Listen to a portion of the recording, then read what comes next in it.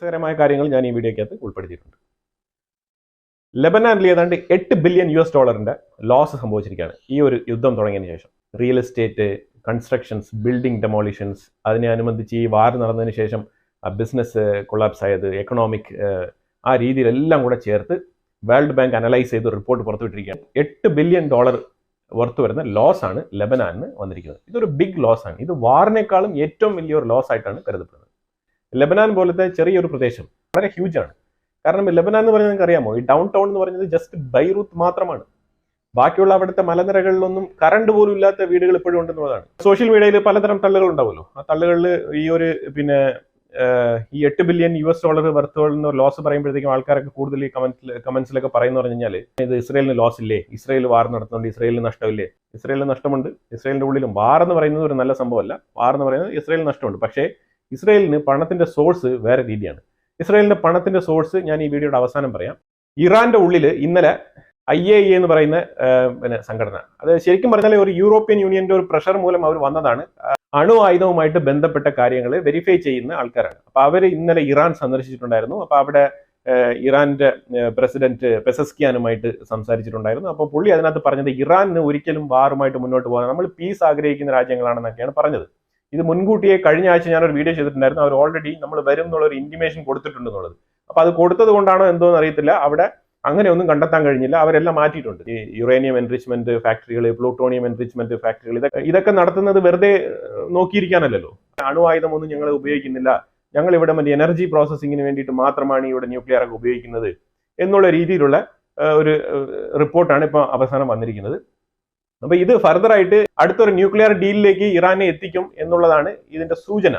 Iran ഗാസയ്ക്കുള്ളിൽ ചെയ്തുകൊണ്ടിരിക്കുന്നത്. ഇറാന്റെ എത്ര തരത്തിലുള്ള ബ്രിഗേഡ്സ്, റെജീംസ് ആണ് ഈ ഗാസയ്ക്കുള്ളിൽ ഇരിക്കുന്നതാണ് നമ്മൾ നോക്കാൻ പോകുന്നത്. ഗാസ എന്ന് പറഞ്ഞാൽ ഞാൻ ഈ കാണിക്കുന്ന മാപ്പ് നിങ്ങൾ നോക്കിക്കോ. ഈ മാപ്പിൽ 2 കോറിഡോർ ഉണ്ട്. ഒന്ന് റഫ ഭാഗത്ത് ഈജിപ്തിന്റെ ബോർഡർ ഷെയർ ചെയ്യുന്ന സ്ഥലത്ത് ഫിലഡൽഫി കോറിഡോർ. അത് കഴിഞ്ഞാൽ നോർത്ത് സൗത്ത് ഗാസ തമ്മിൽ വേർതിരിക്കുന്ന ഒരു കോറിഡോർ ഉണ്ട്. അതിനെയാണ് നെറ്റ്സറീം കോറിഡോർ എന്ന് പറയുന്നത്. നെറ്റ്സറീം ആക്സിസ് എന്നാണ് പറയുന്നത്. ആ ആക്സിസ് ഉണ്ട്. ഇത് 2 കോറിഡോർ ഉണ്ട്. ഇത് നിങ്ങൾ മനസ്സിൽ വെച്ചോളൂ. കാരണം ഇവിടെയൊക്കെ വിവിധ തരത്തിലുള്ള ബ്രിഗേഡുകളെയാണ് ഇറാൻ അവിടെ ഇട്ടിരിക്കുന്നത്. ഗാസയുടെ ഉള്ളിൽ ഇസ്രയേൽ ഇത്രമാത്രം കിടന്ന് ഈ ഫൈറ്റ് ചെയ്യുന്നതിന്റെ കാരണം എന്താണ്? ഒരു കാര്യം ഞാൻ വ്യക്തമാക്കാം. ഈ ഗാസ എന്ന് പറഞ്ഞ ഈ ഒരു 40 കിലോമീറ്റർ 10 കിലോമീറ്റർ സ്ക്വയർ കിലോമീറ്ററുള്ള ഈ ഒരു സ്ഥലം അടിച്ചൊതുക്കാൻ ഇസ്രയേലിന് വളരെ ഈസിയാണ്. ഇന്നലെ നമ്മളൊരു വീഡിയോ ഇട്ടിരുന്നില്ലേ? അതുപോലെ ത്രൂ ഔട്ട് ഒരു 4-5 റൗണ്ട് ബോംബിങ് ചെയ്താൽ തീർന്ന്. അതാണ് അതിന്റെ ഒരു ശരിയായിട്ടുള്ള രീതി. പക്ഷെ ഇസ്രയേല് ഈ ഒരു ഹ്യൂമാനിറ്റേറിയൻ കൺസേൺ കൊണ്ടാണ് ഈ ഗാസ ജനങ്ങളെ ഇസ്രയേൽക്കാർക്ക് നന്നായിട്ട് അറിയാം. അതുകൊണ്ട് തന്നെയാണ് ഇത് പല ആൾക്കാരും അവിടെ പോയി ജോലി ചെയ്തിട്ട് ഇവിടെ വന്ന് വൈകുന്നേരത്തിൽ അന്തി ഉറങ്ങി പോയിരുന്ന ആൾക്കാരാണ്. ഇസ്രയേൽ കുറച്ചുകൂടെ ഒരു മാനവികത കാണിക്കുന്നത് കൊണ്ടാണ് പ്രിസൈസ് അറ്റാക്ക് നടത്തുന്നതും അതിലൂടെ വരുന്ന കൊലാട്രൽ ഡാമേജിനെ ഇപ്പോൾ ആൾക്കാർ ഇങ്ങനെ ഉയർത്തി കാണിക്കുന്നത്. ഇസ്രയേൽ October 7 കിട്ടിയതിന്റെ ആ പിറ്റേന്ന് മറുപടിയായിട്ട് ഗാസ മൊത്തം അടിച്ച് തൂത്തുവാരി കളഞ്ഞിരുന്നെങ്കിൽ ആരെന്ത് പറയാനാണ്? ഒന്നും പറയാനില്ല.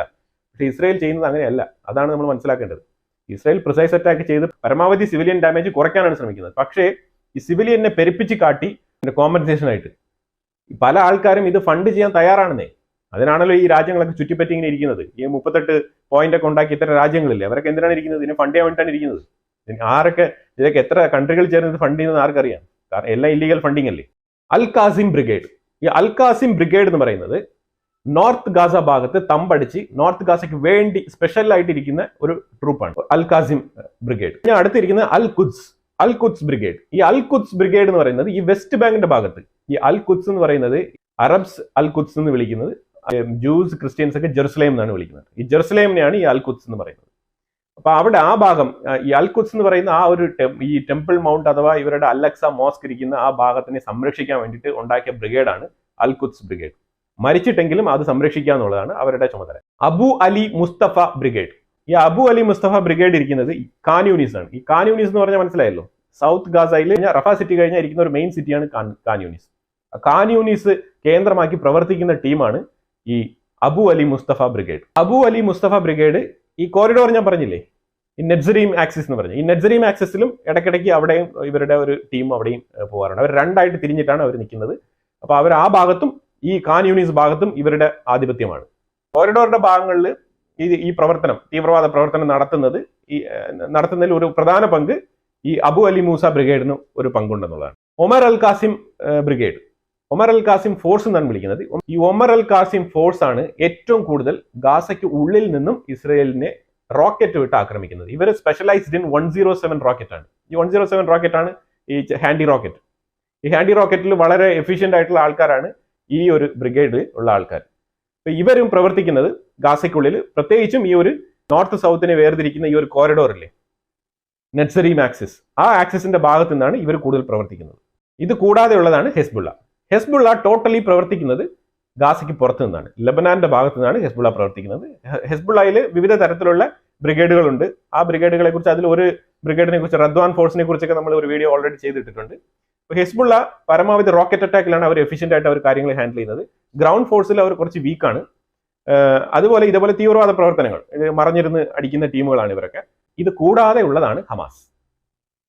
അത് കൂടാതെ ഉള്ളതാണ് പാലസ്തീനിയൻ ജിഹാദ് ഗ്രൂപ്പ്. മനസ്സിലായല്ലോ? ഇപ്പം ഇതാണ് ഒരു ഐഡിയ. ഗാസയ്ക്കുള്ളിൽ ഇത്രയും ടീമുകൾ ഉണ്ട്. അതിൻ്റെ ഉള്ളിൽ ഇത്രയും തീവ്രവാദ ടീമുകളെ ഗാസയ്ക്കുള്ളിൽ മാത്രം നേരിടുന്നതാണ് IDF, ഇസ്രായേൽ ഡിഫൻസ് ഫോഴ്സ്. അപ്പൊ അവരുടെ ഒരു എഫിഷ്യൻസി നിങ്ങൾ മനസ്സിലാക്കണം, അവരുടെ ബുദ്ധിമുട്ട് മനസ്സിലാക്കണം. ഇത്രയും തീവ്രവാദികൾ നിറഞ്ഞു കിടക്കുന്ന ഈ ഗാസയ്ക്കുള്ളിൽ, ഇവർ ഗാസയ്ക്കുള്ളിൽ എവിടെയാണ് ഇരിക്കുക? ഏതെങ്കിലും സിവിലിയന്റെ വീട്ടിലോ.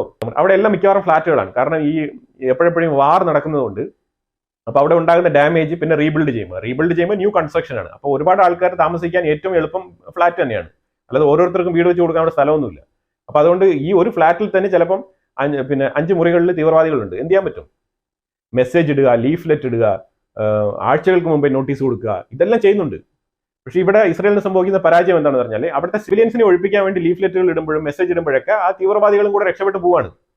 പിന്നെ ലാസ്റ്റ് പോയിന്റിൽ ഇതിനെ അറ്റാക്ക് ചെയ്യുന്നത് അവിടുത്തെ അവർ ശേഖരിച്ച് വെച്ചിരിക്കുന്ന ആയുധങ്ങളെങ്കിലും ഒന്ന് സീസ് ചെയ്തെടുക്കാൻ വേണ്ടിയിട്ടാണ്, ഇല്ലെങ്കിൽ അത് നശിപ്പിക്കാൻ വേണ്ടിയിട്ടാണ് അവിടെ അറ്റാക്ക് ചെയ്യുന്നത്. അപ്പൊ ആ രീതിയിലാണ് ഇത് മനസ്സിലാക്കേണ്ടത്. അല്ലാതെ ഇത് ശരിക്കും പറഞ്ഞാൽ ഇവിടെ സിവിലിയൻസിനെ ടാർഗറ്റ് ചെയ്ത് കൊല്ലുന്നു, സിവിലിയൻസിനെ ആരും ടാർഗറ്റ് ചെയ്ത് കൊല്ലുന്നതല്ല. ഗാസ എന്ന് പറഞ്ഞ സ്ഥലം വേണമെങ്കിൽ ഇസ്രായേലിന്, ഞാൻ പറഞ്ഞല്ലോ, ഒരു 3 ലൈൻ ഓഫ് F-35 കൊണ്ടുവന്ന്, 3 പോലും വേണ്ട, 2 F-35 കൊണ്ടുവന്ന് തൂത്ത് പറക്കി എടുത്തുകൊണ്ട് പോകാവുന്ന സ്ഥലമേ ഉള്ളൂ. അവിടെ 40 കിലോമീറ്റർ സ്ഥലമല്ലേ ഉള്ളൂ. അതിനകത്ത് പിന്നെ എന്താണ് പറയാനുള്ളത്? 10 കിലോമീറ്റർ വിസ്തീകരണം, 40 കിലോമീറ്റർ നീളം. ഇതിനകത്ത് എന്താണ് പിന്നെ അവിടെ 3 ഫൈറ്റർ ജെറ്റിന് തീർക്കാവുന്ന പണിയാണത്, എഫിഷ്യന്റ് ആയിട്ട്. അപ്പൊ അത് മനസ്സിലാക്കിക്കൊണ്ടാണ് ഈ ഒരു റിപ്പോർട്ട് ഞാൻ ഇവിടെ പറയുന്നത്. ഇനി ഞാൻ പറഞ്ഞ കാര്യം വെച്ചാൽ, എങ്ങനെയാണ് ഇസ്രായേലിന്റെ ഫണ്ടിങ് സോഴ്സ്? ഇസ്രായേലിന്റെ ഫണ്ടിങ് സോഴ്സിന് ജൂവിഷ് വെൽഫെയർ ഫണ്ട് എന്നുള്ള ഫണ്ട്, അത് 1880-കളിൽ തന്നെ രൂപീകരിച്ച് 1990-കളിലൊക്കെ വളരെ എഫിഷ്യന്റ് ആയിട്ട് വർക്ക് ആയിക്കൊണ്ടിരിക്കുന്ന സംഗതിയാണിത്. ഈ ജൂവിഷ് വെൽഫെയർ ഫണ്ട് കൊണ്ട് തന്നെയാണ് ഈ ഇസ്രായേൽ എന്ന് പറഞ്ഞ രാജ്യം തന്നെ നിലനിൽക്കുന്നത്. അപ്പൊ അതുകൊണ്ട് ആ ഫണ്ട് എങ്ങനെയാണെന്ന് പറഞ്ഞാൽ, അത് ഇസ്രായേലുകളുടെ മാത്രമുള്ള ഒരു ഫണ്ടോ അല്ലെങ്കിൽ ഇസ്രായേലിൽ ഉണ്ടാകുന്ന ഒരു എക്കണോമിയെ GDP-യോ ബേസ് ചെയ്തിട്ടല്ല ഈ ഒരു ജൂവിഷ് വെൽഫെയർ ഫണ്ട് നിൽക്കുന്നത്. ഇത് കൂടാതെ തന്നെ US-ൽ UK-ലൊക്കെ ഉള്ള വെളിയിലുള്ള ഗ്ലോബലി താമസിക്കുന്ന ജൂവിഷിന്റെ ഒരു സ്ട്രെങ്ത് എന്താണെന്ന് ആദ്യം മനസ്സിലാക്കുക. വേൾഡ് പോപ്പുലേഷനിൽ വെറും 0.2% ആണ് ജൂവിഷ് കമ്മ്യൂണിറ്റി. 1901 മുതൽ 22 വരെ 214 നോബൽ പ്രൈസ്. ഇത് നോബൽ പ്രൈസ്, ടോട്ടൽ നോബൽ പ്രൈസിൽ 22%. ടോട്ടൽ ഇതുവരെ കൊടുക്കപ്പെട്ടിട്ടുള്ള നോബൽ പ്രൈസുകളിൽ 22% നോബൽ പ്രൈസ് മേടിച്ചിരിക്കുന്നത് ജൂവിഷാണ്. സമാധാനത്തിന് വേണ്ടി നോബൽ പ്രൈസ് കിട്ടിയ ആൾക്കാരല്ല ഈ കമ്മ്യൂണിറ്റിയിലുള്ളത്, അതാദ്യം മനസ്സിലാക്കുക. ഇവർ മേടിച്ചിരിക്കുന്നത്, അല്ലാതെ ഈ നോബൽ പ്രൈസ് എന്ന് പറഞ്ഞാൽ അറിയാലോ, മാനവികതയ്ക്ക് എന്തെങ്കിലും സംഭാവന ചെയ്യുന്ന രീതിയിലുള്ള കണ്ടുപിടുത്തങ്ങൾ നടത്തുന്ന ആൾക്കാർക്ക് കൊടുക്കുന്നതാണ് ഈ നോബൽ പ്രൈസ്. അത് മാനവികതയ്ക്ക് ഒരു കോൺട്രിബ്യൂഷൻ. അപ്പം സമാധാനവും മാനവികതയ്ക്ക് ഒരു കോൺട്രിബ്യൂഷൻ ആയതുകൊണ്ടാണ് സമാധാനത്തിനും കൂടെ നോബൽ പ്രൈസ് കൊടുക്കുന്നത്. കാരണം സമാധാനം മാനവികതയ്ക്ക് വളരെ ഇമ്പോർട്ടൻ്റ് ആണ്, മനുഷ്യന്റെ ഉന്നമനത്തിനും സർവൈവലിനും വളരെ ഇമ്പോർട്ടൻ്റ് ആണ്. എയിൻസ്റ്റീൻ ഒരു ശാസ്ത്രജ്ഞനാണ്. സിഗ്മണ്ട് ഫ്രോയിഡ്, ഇവരൊക്കെ ചെയ്ത കാര്യങ്ങൾ ഞാൻ പറയണ്ടല്ലോ. സിഗ്മണ്ട് ഫ്രോയിഡ് ഒക്കെ സൈക്കോളജിയിലാണ്. നീൽ ബോർ, അറ്റോമിക് എനർജി, ഈ അറ്റോമിക് എനർജി കണ്ടുപിടിച്ചതിനാണ് നീൽ ബോറിന് നോബൽ പ്രൈസ് കിട്ടിയിരിക്കുന്നത്. ഓപ്പൺഹൈമർ അറിയാലോ, ഇപ്പൊ റീസെന്റ് ആയിട്ടൊരു മൂവി വരെ അതിനെക്കുറിച്ച് ഇറങ്ങിയിട്ടുണ്ടായിരുന്നു. ആറ്റം ബോംബ് കണ്ടുപിടിച്ചതിനാണ് ഓപ്പൺഹൈമറിനുള്ള നോബൽ പ്രൈസ്. നോബൽ പ്രൈസുകൾ ലിസ്റ്റ് ചെയ്യാൻ പോയി കഴിഞ്ഞാൽ അത് കുറെ പറയേണ്ടി വരും. അപ്പൊ അത് ഞാൻ അതിലോട് നിർത്തുകയാണ്. അടുത്തൊരു സെക്ഷനിലേക്ക് വരാം. സിനിമ ഇൻഡസ്ട്രി നോക്കൂ. MGM, ഈ സിംഹം ഇങ്ങനെ ഗർജിക്കുന്ന ഒരു ലോഗോയോട് കൂടി വരുന്ന ഒരു MGM ഇല്ലേ, മെട്രോ ഗോൾവിൻ മേയർ, അതാണ് ആ കമ്പനിയുടെ പേര്. മെട്രോ ഗോൾവിൻ, ഇത് പഴയ കമ്പനിയാണ്, വളരെ ഫേമസ് ആയിട്ടുള്ള കമ്പനിയാണ്, ഒരുപാട് മൂവികൾ നിർമ്മിച്ചിട്ടുള്ള കമ്പനിയാണ്. ആ കമ്പനിയെ ഫൗണ്ട് ചെയ്ത ആൾക്കാർ രണ്ടുപേരും ജൂസ് ആണ്. സാമുവൽ ഗോൾവിൻ മേയർ, അതേപോലെ ലൂയിസ് മേയർ, ഇവർ രണ്ടുപേരും ജൂസ് ആണ്. വാർണർ ബ്രദേഴ്സ്, WB, ഇതും കണ്ടിട്ടുണ്ടാവുമല്ലോ മൂവിയിൽ. WB അതൊരു പ്രൊഡക്ഷൻ കമ്പനിയാണ്. ആ പ്രൊഡക്ഷൻ കമ്പനിയും ജൂസിന്റെയാണ്. 20th സെഞ്ചുറി അറിയാം, 20th century Fox, William Fox എന്നാണ് പുള്ളിയുടെ പേര്. പുള്ളി ഒരു ജൂവിഷ് ആണ്. എന്തിന്? സ്റ്റീവൻ സ്പീൽബർഗ് ജൂവിഷ് ആണ്. സ്റ്റാൻലിയും ജാക്ക് കിർബിയൊക്കെ അവരുടെ കോമിക്സിൽ വളരെ ഇമ്പോർട്ടൻ്റ് ആണ്. ഇതൊക്കെ കൊണ്ടുവന്ന ആൾക്കാർ തന്നെ ജൂസ് ആണ്. സൂപ്പർമാൻ, ബ്ലാക്ക് മാൻ പോലത്തെ ക്യാരക്ടർ ഡിഫൈൻ ചെയ്ത് കൊണ്ടുവന്നതും ആ കമ്പനികളും തന്നെ ജൂവിഷിന്റെയാണ്.